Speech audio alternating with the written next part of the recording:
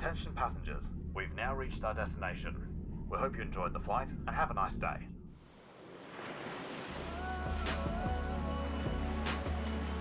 This is going to be one special episode of Maximum Foodie.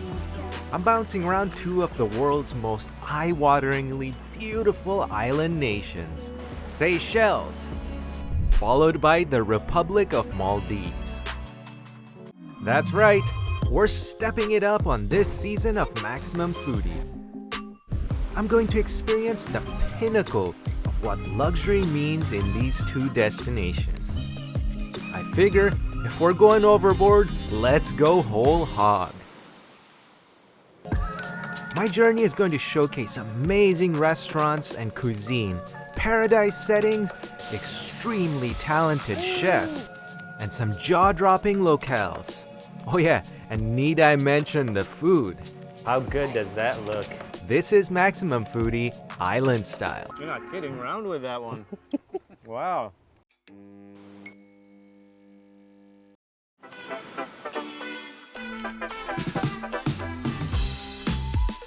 This island that I'm hiking through right now was first set eyes upon by Arab sailors, then the Portuguese explorers, and finally set foot upon by British East India Trading Company.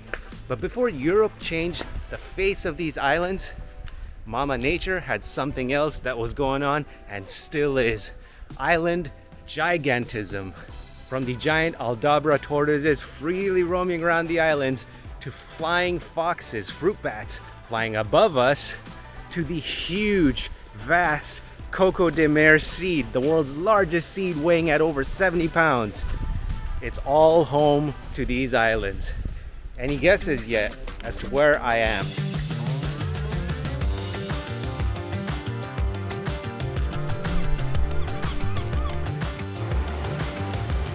I've been meaning to come to the Seychelles for a long time, and why not?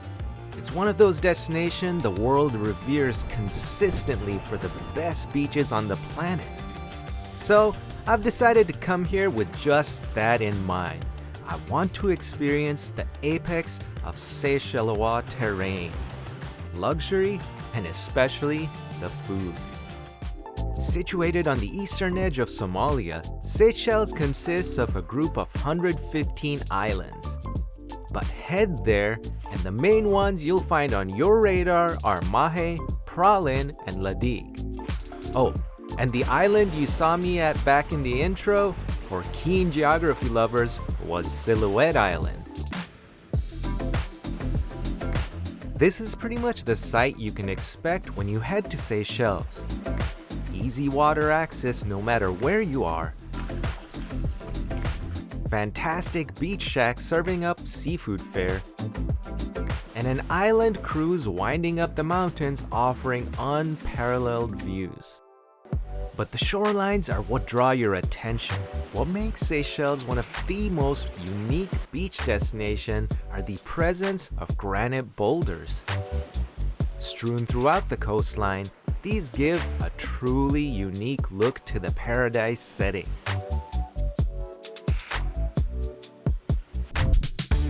Now, on to food. I know very little about Seychellois cuisine. I need some direction, literally. So I point my GPS to one location on the island, where I know I'll be welcomed with open arms.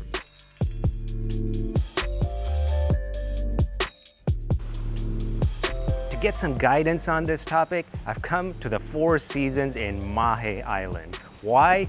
Because they have the best chefs in the whole country. I figure start from the very top. The Four Seasons Mahe Island is the trendsetter and apex luxury paradise destination, bar none.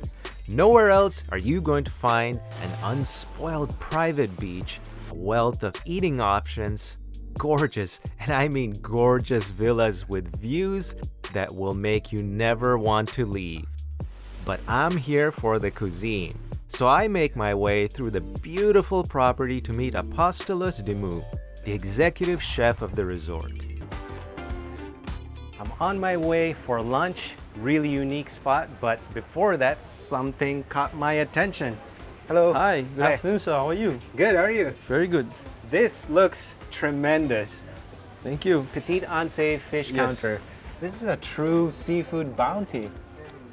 There you go, sir. Just Oh, wow. enjoy a small glass of champagne while you Cheers. choose your fish. Wow. Now that is lavish. Tell me about what we got in front of us. I see lobster, I Yep. see There's- crabs, Lucky today we have some crabs. We got some crabs. So we have some parrotfish. parrotfish. Yeah. Over here we have white captains. Okay. Easy to get distracted, right? True to the Four Seasons unique signature style. Wait till you guys check out this spot. It's gonna blow your mind. This is Fumba, the remnants of an old Creole house. I can't think of a more fitting location to learn the ins and outs of Seychelles' national dish, octopus curry. Hey, I'm Sashi. I'm Clifton. Clifton, nice to meet you. Nice to meet you too. Lovely day, and what a beautiful spot. Yeah, this is a tropical Seychelles. So this used to be a traditional Creole house then? Yeah, it used to be the house from our parents before. Older generations. Older. Well, it's a lovely backdrop, but I'm here on a mission to find out more about Seychelles' national dish. Oh, this is the famous octopus curry. Yes. So, can you show me how it's done? So let's go with it. Let's dive right into it. Clifton gets going with the basis of the curry. Ginger goes first. And Notice a lot of similarities with an Indian curry. Garlic. garlic. Then we have curry leaves, cinnamon leaves. As it becomes a little golden brown, we add the onion, tomatoes. So out of the spices, we have turmeric. That's what gives it that signature yellow pop. Yeah, the curry powder, coriander, and a little bit of paprika also. For the heat. You roast it. Oh, you smell that signature curry smell. Even though we're outdoors, it's just like, wow. Yeah. It's so strong. So we just add a little water and followed with eggplant. Eggplant, now that's unique. Now, is that a Clifton touch or is that a Seychelles thing? Yeah, as it's the traditional curry, the octopus, so this must be. Okay, it's a must. Noted. Woo, that looks amazing. Add a little bit more water and slow flame.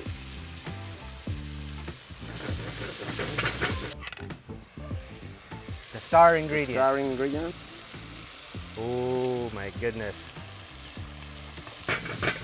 The smell is just getting more and more intense. As you know, it's our local spices. As we use the curry, we make it the curry powder. We make it locally. Okay. We have it mild, spicy. Okay. The turmeric also. We have it the local turmeric, and coriander. We use a little bit also. So there we go. We finish with a little bit of coconut milk. Oh yes. Wow, so the coconut milk just gives it that thickness, that yeah. richness. And we just leave it to one boil. Okay. Bring it to a boil. We season it. Some people prefer a little bit of lime, Okay. and we go with it. Finishing with a bit of coriander. Of course. We're ready to go. Wow, that was so easy. Yeah, so easy. Time to taste it. Joining me is the head honcho at Four Seasons Mahe Island, Apostolos. So happy to have you here. Yeah, Clifton is doing the hard job, and then we are enjoying his nice food as Totally. usual. And what a spot. This is such a unique location. Yeah, you really feel it. You really feel that you're in the island. It's amazing. It's unbelievable. And I'm gonna really quickly interrupt you. Octopus, you're totally used to having octopus on the plate. of course, of course. Let's try. Yeah, absolutely. How tender is that? Is the octopus tenderized beforehand to give it that sort of bounciness, playful bounciness? We're having some tricks, to be honest with you. A very fresh octopus can be a disaster on your cooking when you're trying to cook it directly. There are many people in Mediterranean that are saying they prefer the frozen ones that it already has, the freezer has done the job for them. I see. But this is the amazing thing being in a place like that. You're going back to the basics. You never cheat on classics. Clifton provided a dish that her mom used to cook like this, her grandma used to cook like this, Exactly, yeah. and it goes for time to time. Yeah, it's not, it doesn't have the heat spiciness, but the flavor spectrum sure is there, absolutely. And you're right, the condiments which I am totally going to dip into. Yeah, This if you're is a chili man, paste. yeah, Yes, it's a chili. absolutely. Watch out, it's a little bit spicy here. Yeah. Indian heritage, I can Okay. handle it. The coconut milk definitely tempers down, gives it a nice, rich, rounded finish. But then the curry leaf just wakes the whole flavor profile. There's a up. curry leaf and there's the local cinnamon, which Yeah, we saw that. we have the opportunity to taste here. I got my octopus curry, and let me tell you, it is divine. But don't think my mission to experience the apex of culinary experiences ends here. There's more foodie stories to be had. Next up, I set sights on somewhere remote. How remote? An island with its own private runway. So the next day, I'm up early, and after soaking in the beaches on Mahe Island, it's straight to the airport. A short 45 minutes later, I land in Desroches Island. About 5.5 kilometers long and 4 square kilometers in area, the island hosts home to another Four Seasons property. Beautiful lighthouse, gorgeous beach line surrounds the island, and giant Aldabra tortoises roam free in their native land. This guy, George, has been around for well over a century. Truly a sight as I interact up close with this big boy. Beautiful, well-stocked bar over there. Palm trees just line the beachside. I see Donald's son. He's got a grill set up. And that's the MO here, grill time at sunset. What a setting. Thank you. Castaway Center, tell me all about it. The Castaway Center basically is your getaway, a day getaway venue where you have almost everything. You have your surfboards which you I can see take. them, yeah. Yeah, and you can obviously go out there on the ocean and do a bit of surfing as well. Saw and an then awesome bar there. There's some bars as well. There's some local cocktails that you can do. And at sunset, the vibe changes. It's barbecue mode, I'm Yeah, guessing. definitely. This is why we're here, obviously, for tonight. Nice, and then during the dinner time, it changes to a Castaway barbecue center. On the menu is this beautiful beast, fresh red snapper and lobster. All right, let's get that on the grill. Yeah, let's All right. see you do your Let's magic. go. So I've got the snapper, which has already been cleaned, of course. So we're gonna score it out, and then we've made also a Creole marinade. The reason why we're gonna be doing, the scoring of the fish is obviously to make sure that it cooks a little bit quicker. Right. But also you don't score too much because you're gonna lose all the juices from the fish. And that marinade also gets a chance to seep in, yeah? Absolutely. All right. So the first thing that you want to do is obviously put some salt, and you can put some lemon juice. You can either stuff it if you want as well. So we're going to pour the marinade. Normally what they do is cover it up, smother it in this, and then it goes into the grill. There's a trick as well that when you go and put the fish on the barbecue, on the grill, we have the lemongrass sticks which you're going to put in, and you're going to lay the fish Oh, it's over on a it. bed of You lemongrass. get that lemongrass flavor, The which is essence, wow. And you're not Absolutely. burning the fish. exactly Beautiful. Then you got your fish. Oh, that is so unique. Essence of lemongrass. Yeah, definitely. Beautiful. And now, what about that lobster? We're basically just gonna put salt and pepper. It's freshly caught as well from the island, and it's beautiful, so we don't want to add any flavor to it. We're just gonna be grilling it. This one is kept au natural. You appreciate the natural, fresh, sweet taste of the lobster. And that one is just drizzled with Creole sauce. So it's like Yeah. So you different directions. Exactly. And then with the lobster, we're trying to keep it more natural. It's got already enough flavor as it is. It's just a matter of putting salt and pepper on it And then cooking it drizzle right. And That's cooking key. it right, of course. So we're gonna just and some lemon juice, of course, just to finish it off. Salt, pepper. Shall we get it on the grill? Yes, definitely.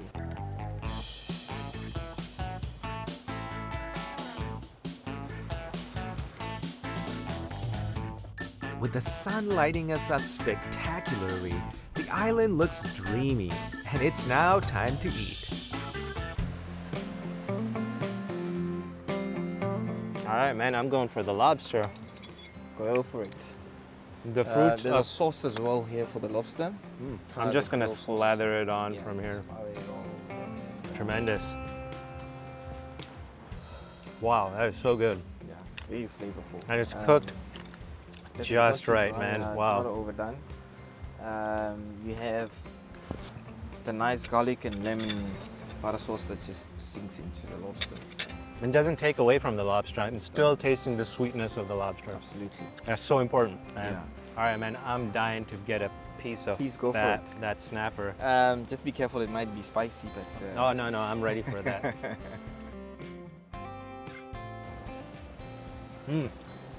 Oh, I need a moment. Charcoal, Yeah. that skin. Creole sauce just complements snapper. It's Does. like they're made for each other. Match in heaven. Sun Very setting nice. over there. Amazing seafood spread. What more can you ask for? Not much more. I totally get the vibe here. So here at Desroches Island, the vibe is immediately apparent. The moment you land, the moment you step foot, you're seeing Aldabra tortoises freely roaming around. You have 14 kilometers of unspoiled beach. There's just completely preserved wildlife, flora, fauna on the island that's just stood the test of time. And you're just this little speck here enjoying the natural island splendor. And what better than this lavish seafood spread cooked perfectly. I mean, absolutely spot on perfection. Taste of the islands, taste of Seychelles. What more could you ask for?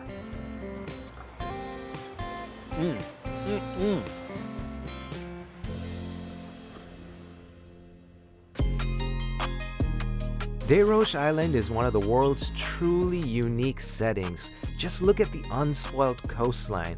The sheer isolation is mind-boggling.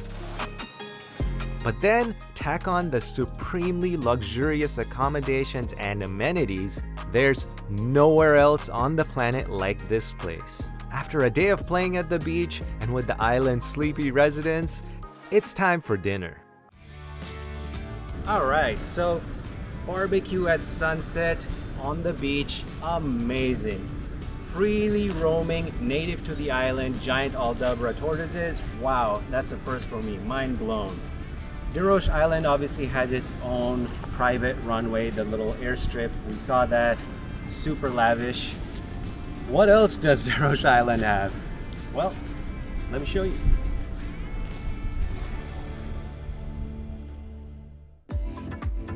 Hey, Donaldson goes on to show me the ins and outs of the lighthouse and what amenities they proudly offer.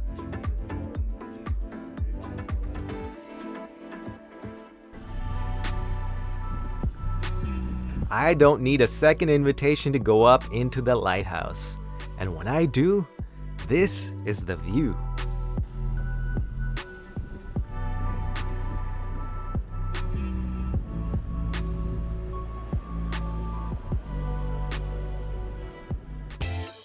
Donaldson pulls out all the stops and gets dinner going with an amazing sushi platter. I really can't think of a better venue to enjoy this meal. Wow. What a gorgeous seafood platter. But as much as I am about the food, today, right here, right now, it's this environment. How about it? Wow. Waves lapping on a 360 panorama perspective. The auditory spectrum, what the audio is just reverbing everywhere. I've got amazing seafood. There's a great bar over there. The sun setting right there. Four Seasons at Desroches Island has completely blown my mind. It is truly a one-of-a-kind destination.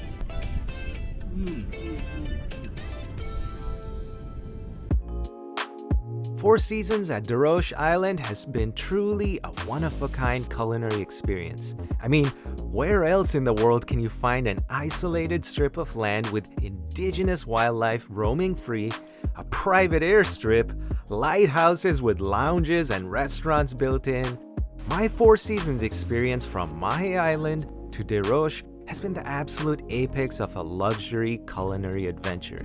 This is the best of Seychelles, period. But my journey is not yet over.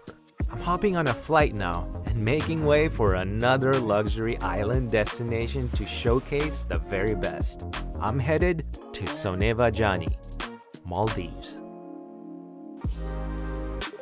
The Maldives is unlike any other destination on the planet. With a chain of 26 atolls, this island nation spans 115 square miles, and all of it is at sea level.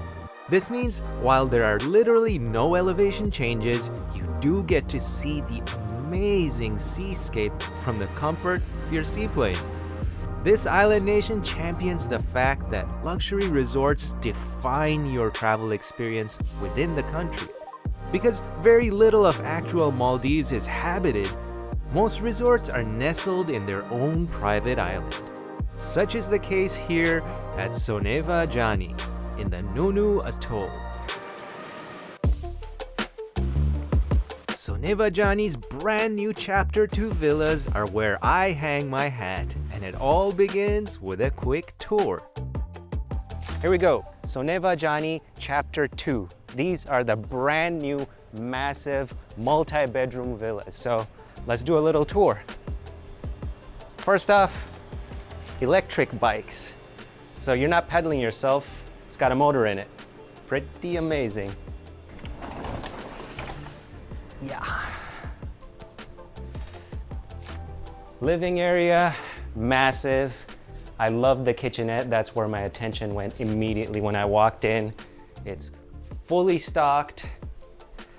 There's a little wine cellar, and they hook you up with homemade goodies. So when you check in, you have cookies, you have snacks ready to go. Love that. Fresh fruit. It's just so massive, you can hardly wrap your head around it. Another living area, but we're using this as our production HQ, all the gear splayed out here. And there's a little work area. This might be just the best office in the world. You're hooked up here, and you have the view of the ocean.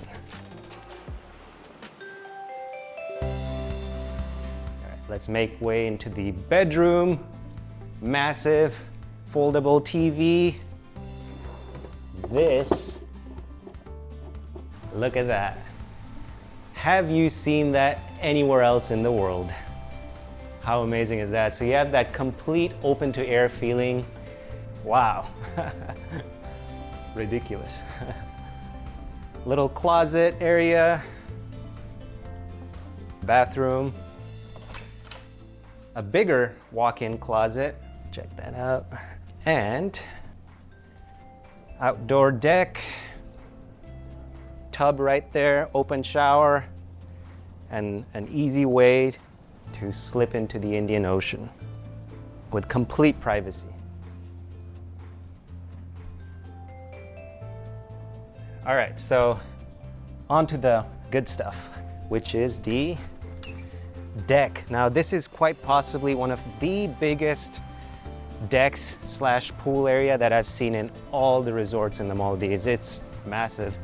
Infinity pool, that's a cool spot right there. And speaking of cool, how about water slides in your own overwater villa?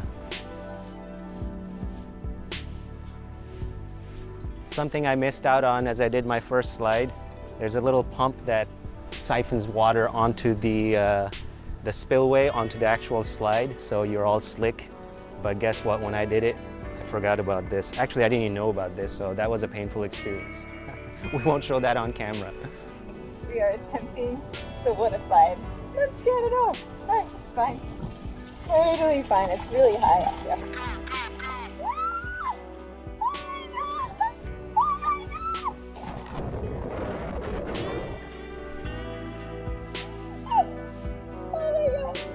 All right, so upstairs we go.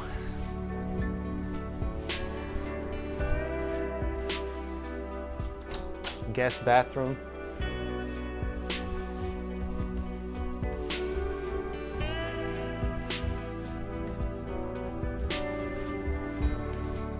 Another dining / chill out area. The open to stars. I mean, out here in Maldives where we are, there's just no light pollution, so you could just have dinner over there and stargaze right here. And since this is a 2-bedroom villa, second bedroom.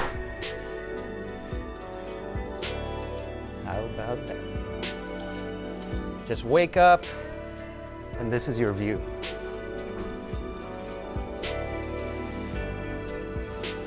Yeah, so that's the Soneva Jani Chapter 2 2-bedroom overwater villa with a slide. Alright, so the villas are truly world class, but I'm here to learn about the culinary experience at Soneva Jani. To do that, I head on a walking tour of the gorgeous property. Where else but Maldives do you get vistas like this? Truly spectacular. I'm headed to my first stop and begin the proceedings with lunch. Gorgeous day to be walking around the island, and I'm doing so bare feet. I did notice a lot of biodiversity throughout the island.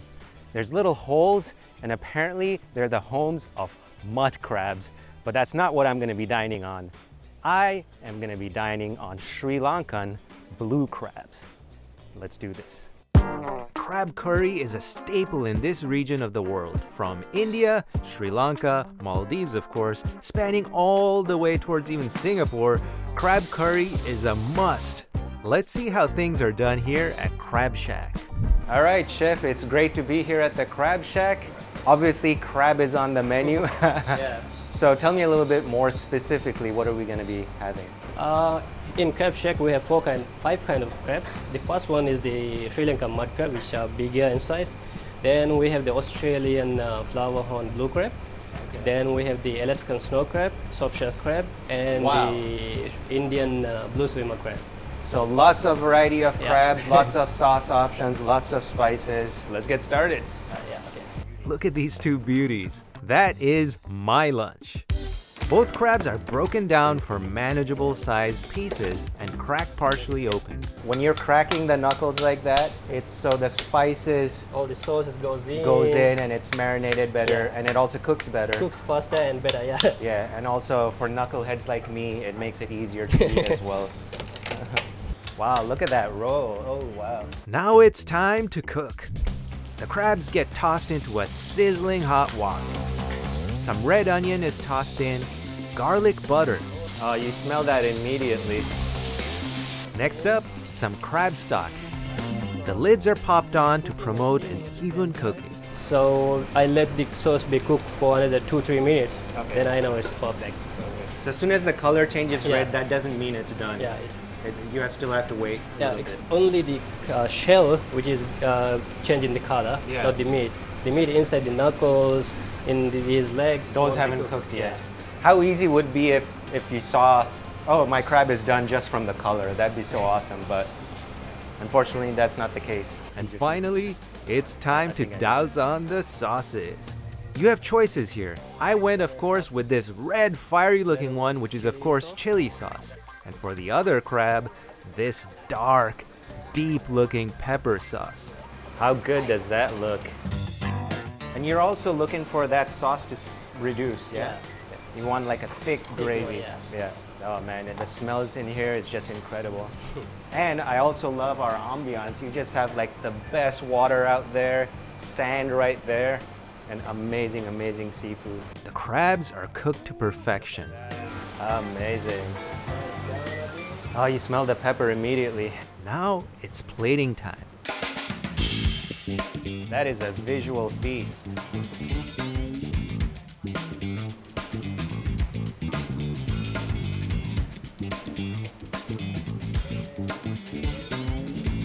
I ready myself outside for this elaborate crab feast.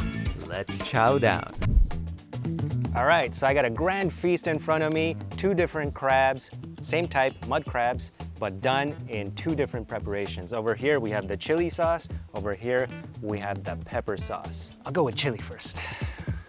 So it looked like a lot of food, but when you move the carapace, whoop, it's a little deceiving, but not to worry, there's a lot of meat to be had here.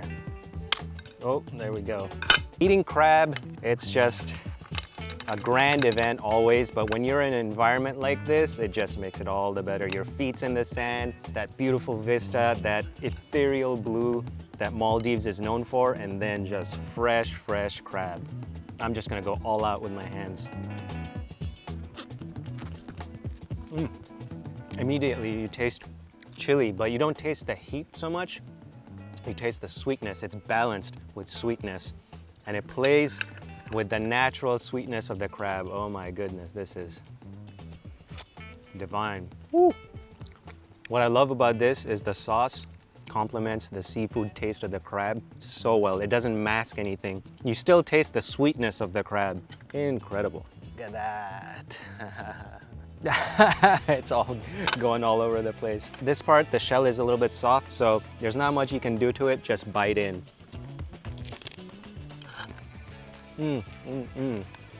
It's a messy operation, but worth it. It's so delicious. All right, so now moving on to the one with the pepper sauce. Look at that. I'm just gonna dip this around the sauce a little bit. All right, this is super messy, but I wanna get the essence of that pepper sauce. And I think I did it justice, look at that. All right.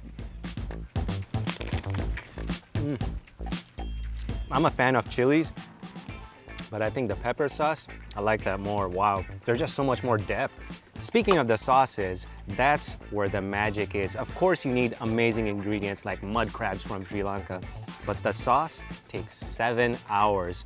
Add more water, simmer it down, and basically distill the essence of the peppercorn. Add in chilies, garlic, onions, and you have the makings of a tremendous sauce, and that's what we got here. Ooh. This stuff is all over my hands, all over my face, but I don't care. This is what eating crab should be like. There should be sand, there should be sea, beach, and messy hands. With such a gargantuan meal, a little walking is a good idea, and Sonne Vajani's expansive property is something to behold.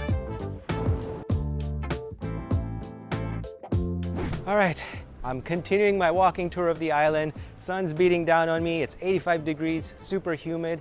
It's time for something cool, something so refreshing, so guilty. All right, so there's these little boutique shops here at Sonne Vajani where you have a free-for-all. You're welcome to everything here, hence so guilty. But I'd say it's so indulgent. Look at this, it's a chocolate bar. So it's got all sorts of truffles, chocolate fudge, balsamic truffle chocolate, salty caramel, milk chocolate, something for vegans. That's just super indulgent, I love it. So you can walk in anytime and just go bonkers, go bananas. Chocolate fudge, of course, the classic. Got that powdered chocolate coating on the outside. Fudgy inside, just melts. I could spend all day here. Ooh, that's good. With a strong coffee hit in the end, wow. All right, how do you one-up chocolate? Ice cream, easy. That's right. Help yourself completely over the top ice cream parlor. All right, I got my cone. Now to the gallery of ice cream flavors. Look at this. The classics are all there. Question is, which one do I go for? I'm in the tropics. I'm gonna go for mango. Feel like an 8-year-old again, except it's much better than being an 8-year-old because you can have as much as you want, whatever flavor. Nobody's stopping you. Oh man, just look at that view. It just does not get any better than this. Speaking of guilty, my foodie indulgences don't stop at crab and ice cream extravaganzas. On to my next meal. Guess who's cooking? No, really. The concept here is simple. The chefs, that's right, multiple chefs, curate a menu of 5 to 7 courses, and you are given no insight as to what you're about to dine on. At all. So no choices, no hints about your menu. You are just relying on your palate, your senses. Okay, appetizer, amuse-bouche. Looks like fish. It's got that sort of smoky look, so I'm gonna say smoked fish. As for what type of fish, no idea. I almost don't want to break this, but I shall. Okay. Smoked fish. You can tell it's been salted. No idea what kind of fish. It doesn't feel like tuna. That coconut emulsion broth is amazing. But I think the real winner is those little pops of chili. It's got this ember-like burn of chili just building up. Everything plays so well with each other. The smokiness of the fish, the creaminess and the richness of the coconut. And yeah, this is fires up the palate. This is a winner.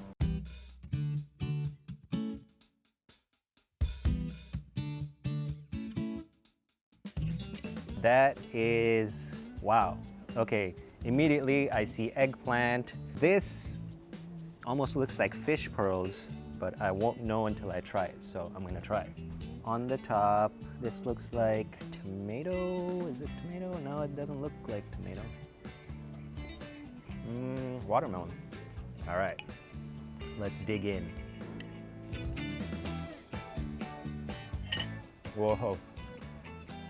It's like a pinball of flavors in your mouth. Sweet, savory, a little bitter from the arugula, back to sweetness from the watermelon. See, I would be so much more into vegan food if it all tasted like this. The dishes just keep on coming one by one, and they're a surprise every time. I'm not privy to any insider details about these dishes, but I use my experienced palate, hey, I'd like to think so, and I start dialing it all in. And there's dessert. All right, let's see. First off, there seems to be a caramel sort of dressing. There's definitely passion fruit. Only one way to find out. Pineapple. There's some sea salt in there. I just got the crunch. Super sweet, but that salt just takes it in that different tangent. The pineapple is so strong and flavorful that I can't tell what sort of sorbet that is. All right, this green stuff, it looks like bread, okay? It's like a cake with pandan flavor. It's tropical, it's sweet, it's refreshing, perfect way to cap the meal. Amazing. The best part about Guess Who's Cooking is after your meal, you can consult your chef and discuss in detail what you actually tasted. This is a true unique way to do a meal and a food geek's idea of heaven. It is delicious. I've never had a seafood dumpling like this. With the sun setting on Sonevajani, I reflect on my epic culinary experience in this luxury-laced resort. Gargantuan villas, the best of the Maldivian hospitality, iconic seafood dishes, and a culinary style and ethos I have not yet experienced anywhere else. A lot of thought has gone into Soneva's Epicurean delights, and to learn more, I meet Christoph Penslin, a gourmet head honcho in charge of Sonevajani's food scene. This unique spot by the beach is where we get to experience something so primitive. The grill is on, and the Sonevajani chefs are hard at work. I'm a notorious die-hard meatitarian, so the idea of so primitive, I see all the meats there being grilled, it just pushes that caveman buttons that I have, and I love it. So we do quite a lot of grilling here. Yeah. Over our custom-made barbecue, which is based on charcoal. But I would say 60% focuses on vegetables.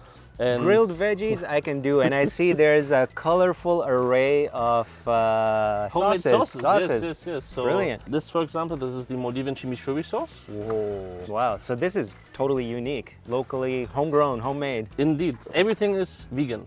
So even the garlic sauce, where usually you use yogurt or any dairy, that's all on vegan base. Okay. So let's talk about the cuisine, the culinary philosophy at Sonevajani. You're at the helm, you're in charge. What's the direction that you're steering the ship? So actually what our main target is for this year is that we reduce 100% refined sugar. So we're already on 100% refined sugar free. That's great. We cut 80% on white flour. Wow. And our mission for this year is being 100% single-use plastic free and also dairy free for the entire resort. That's quite It's a a big lot mission. of things to champion, yeah. First off, a taste of the sauces. So this bread is also grilled. Indeed, yes. Love it. Mango chutney? Yes, sir. Thank you. Zesty, tangy, sweet. So you have the vinegar, you have the fresh mango, a Wow. lot of herbs, and Maldivian chili. Yeah, that's what that burn is. So here we have the tomato. Oh, thank you. Something about cooked tomato is just such like a comfort food vibe and taste, you know? For me, cooked tomato is in general always succulent, so I love that. Yeah, oh yeah. This is just firing up my appetite, waking up the palate. This is our Maldivian garden salad. The main focus on this one here is our kanamadu nuts. Kanamadu. Yes. And Yeah. the dressing is the rihakuru vinaigrette. That's so lively, that's so rich. We got our greens. Let's get to the main parts. Whoa, man. So that is our fresh caught tuna that we have here. As local as it gets. Indeed, yeah. Yeah. Keep them coming, man. And you should try definitely some of the sauces with it, huh? That's very important. Yes, absolutely. But I'm just going to start off with this tuna. By itself, it's already got seasoning on it. Yes, it does come pretty good seasoned, but still it's some of the guests that do like some sauces, you know. But since you have this and all that work went in, I better try. So that is a recipe from Cambodia.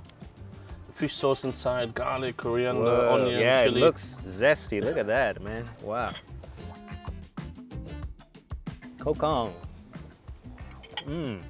Whoa. You're not kidding around with that one. Wow. Fishy, spicy, tangy. That's what you need, you know, when you have a nice seafood from the barbecue. Yeah. I am in a barbecue heaven with these homemade sauces and expertly barbecued meat. Wow. So for the prawns, you should try it without sauce. I prefer also to serve it with the mango Mango? curry sauce. The quality of that prawn is unreal. It's like tears of joy, man. That is so fresh. That is so good. But when they come together, it's another level. The way, just all these sauces, the way they coat the palate is so welcome, man. Like unreal. The quality of these sauces. You have a nice tangy flavor. Yeah, I can't go back to regular barbecue sauce after this. Thanks for ruining it for me. No problem. You need to come back. I just have to come back. This is such a great concept. Walking in, I thought by the sea, it's a cute ambiance. We're just gonna slap some meat on the grill and we got ourselves a barbecue. Indeed. But no, you guys took it to another level, another dimension. How I'm gonna go back to like having barbecue without this array of sauces, I don't know. And yeah, I wanted to create something unique with the team. I wanted the guests, when they come here, that they say, oh wow, I must come back. I had yeah, mission accomplished. Thanks a lot. It's well thought out, well executed. It's homegrown as it gets with the sauces. As much as it's possible. Yeah, amazing. Loved it. Finally, I throw in the towel. I'm in paradise. I've had a full day of some serious eats. I'm in Maldives. I'm at Soneva Jani. Life does not get any better. Let's take a minute to look back at my adventures throughout this episode. Starting off in East Africa in the beautiful island of Seychelles. Hiking, adventure, luxury, and a truly unique culinary scene. Isolated luxury at its best. Traverse farther east and in the chain of islands that the world knows as Maldives, where luxury is the #1 focus. Two totally different countries with their own unique culture and their own way of adapting luxury. You have got to check these places out.